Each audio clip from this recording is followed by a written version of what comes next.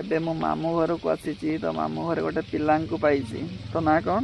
ଆଦିତ୍ୟ ଦାସ। ଆଦିତ୍ୟ ଦାସ। ତୋ ବାପାଙ୍କ ନାଁ? ଅଜୟ ଦାସ। ଅଜୟ ଦାସ। ଆଉ ତୋ ଜେଜେ ବାପାଙ୍କ ନାମ? ବିକ୍ରମ ମୁର୍ମୁ।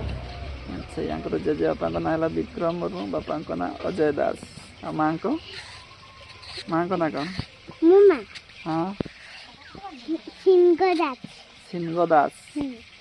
ତୁ ସ୍କୁଲ ଯାଉନୁ କେନ ମତେ ସେଇଟା ବୁଝା ଆଗେ। ବଡ଼ ହେଲେ ଯିବି। ତୁ ବଡ଼ ହେଇନୁ? ତୁ ଯିବା କଥା, 2 ବର୍ଷ ହେଲା ତୁ ଅଙ୍ଗନବାଡ଼ି ଯିବା କଥା। ଅଙ୍ଗନବାଡ଼ି ଯାଉନୁ କେନ?